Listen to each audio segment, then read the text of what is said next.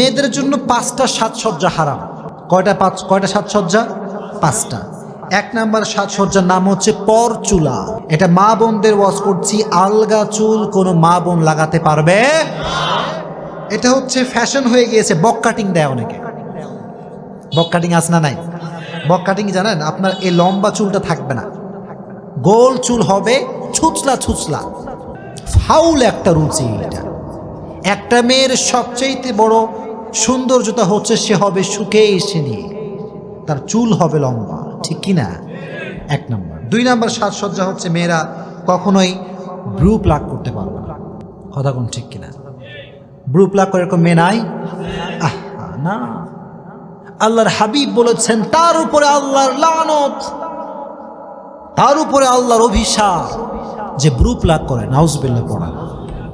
মা বোনদেরকে বলছি, কখনো ব্রু যতই যাই হোক না কেন, ব্রু কখনো প্লাগ করা যাবে। 2 নাম্বার। 3 নাম্বার হচ্ছে মা বোনদের জন্য টিপ লাগানো জায়েজ নেই। কি লাগানো জায়েজ নেই? টিপ না। অনেকে দেখবেন এখন কালো টিপ লাগায়, বিশাল বড় বড় কালো টিপ, আসনা নাই। আবার অনেকে লাল টিপও লাগায়। না, এই লাল টিপ কালো টিপ খুব বাজে একটা জিনিস। ইব্রাহিম আলাইহিস সালামকে যখন আগুনে পোড়ানো হবে, অ্যাট দ্য সেম টাইম নমরুদ অনেকগুলো নর্তকী নিয়ে এসেছিল, নাউজুবিল্লাহ পড়েন, আর প্রত্যেকটা নর্তকীর কপালে ছিল টিপ। তখন থেকে আমাদের শরিয়াতে টিপ লাগানো হারাম হয়ে গিয়েছে। এজন্য কোনো মেয়ে কখনো লাল টিপ কালো টিপ ইউজ করতে পারবে। আল্লাহ মা বোনদেরকে এই ফিতনার থেকে বাঁচায় দিক, পড় আমিন। 3 নাম্বার। 4 নাম্বার, মা বোনেরা ঘণ্টা যুক্ত কোনো নূপুর পড়তে পারবে না। কি যুক্ত নূপুর? ঘণ্টা। মানে নূপুর পরা না জায়েজ তা না, নূপুর পরা জায়েজ, তবে ঘণ্টা যুক্ত নূপুর পরা জায়েজ নেই। এর ব্যাখ্যাটা আমি বলে দেবো আপনাদের সবাইকে, শুনবেন সবাই।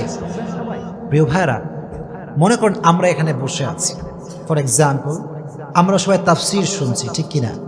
এখন এখান দিয়ে যদি একটা মেয়ে হেঁটে যায়, পায়ে নূপুর আছে, ঘণ্টা নাই, আপনারা কি কেউ বুঝতে পারবেন? আর একইভাবে একটা মেয়ে যদি নূপুর পরে আর যদি নূপুরে ঘণ্টা থাকে, সে যাবে আর এলাকাবাসীকে সবাইকে খবর দিবে আমি যাচ্ছি, ঠিক কিনা? তখন যুবকরা বলবে কে আসে রে? হ্যাঁ, ও আচ্ছা, হাই, হ্যালো আপু। আছে না নাই? ফিতনা তৈরি হওয়ার একটা আশঙ্কা আছে না নাই?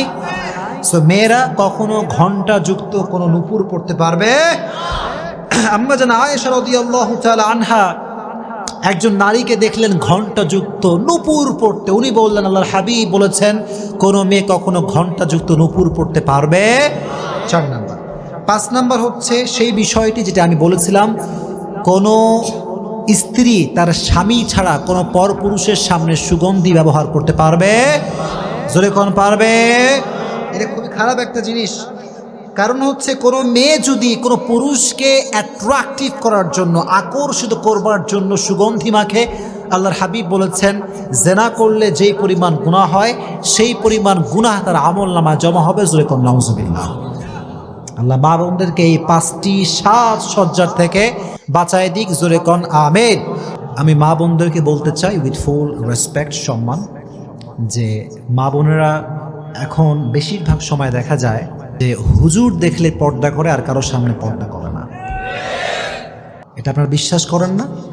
সত্যি, এটা সত্যি ম্যাম।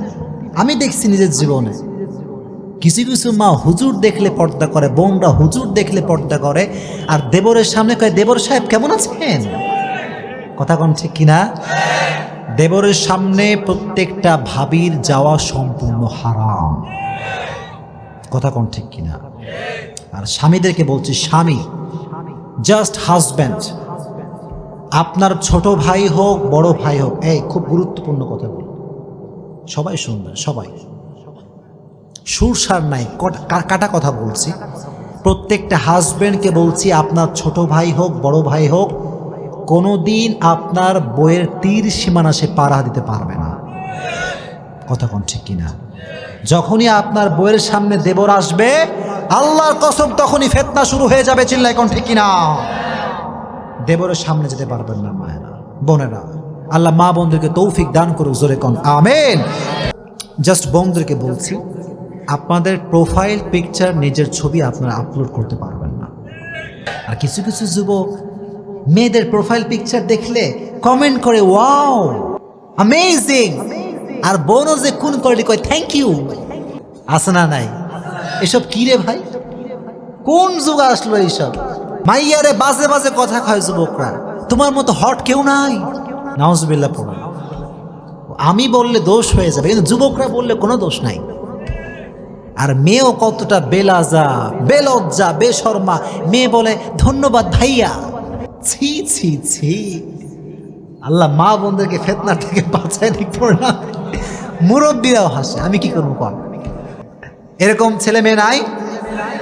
যুবক শোনো, প্রকৃতপক্ষের দিনদার যুবক কখনো কোনো মেয়ের পোস্টে বাজে কমেন্ট করতে পারবে না। কথা কোন ঠিক কিনা? আর আমি ওই সমস্ত বোনদেরকে বলতে চাই, যেই বোনেরা আজকে প্রোফাইল পিকচার নিজের ছবি দিয়ে আপলোড করেন, এই ছবি যে দেখবে তার প্রত্যেকটা গুনাহের ভার আপনার বাপের আমল নামায়ও যাবে, আপনার ভাইয়ের আমল নামায় যাবে। চিল্লাই কোন ঠিক কিনা? আর সেই বাপের মতো হতভাগা বাপ কেউ নাই, যেই বাপের মেয়ে চোখের সামনে জিন্সের প্যান্ট পরে ঘুরে বেড়ায়। সেই বাপের মতো হতভাগা ভাগ আল্লাহর জমিনে কেউ নাই, যে বাপের সামনে তার মেয়ে বেপরদায় ঘুরে বেড়ায়। চিল্লাই কোন ঠিক কিনা? আজ থেকে বাপরা একটা কাজ করবেন, মেয়েকে বলবেন আমার বাসায় থাকতে চাইলে, খাইতে চাইলে ইসলামের কথা অনুযায়ী চলতে হবে, না আমার বাসায় তোর কোনো ভাত হবে না। কথা কোন ঠিক কিনা? প্রত্যেকটা বাপ যদি এই কথা বলতে পারে, আমি বলবো কক্সবাজারের এই জমিনে একটা মেয়েও আর বেপর্দায় থাকবে না। কক্সবাজারের কোনো জমিনে কোনো মেয়ে অশ্লীলভাবে ঘুরতে পারবে না। চিল্লাই কোন ঠিক কিনা? আল্লাহ মা বোনদেরকে এই সমস্ত ফিতনার থেকে বাঁচাই দিক, জোরে কোন আমিন। আল্লাহ যুবকদেরকে প্রত্যেকটা কথা অনুযায়ী আমল করার তৌফিক দান করে, জোরে কোন আমিন। আল্লাহ মুরব্বীদেরকে ইসলামের জন্য কবুল করুন, পড়া আমিন।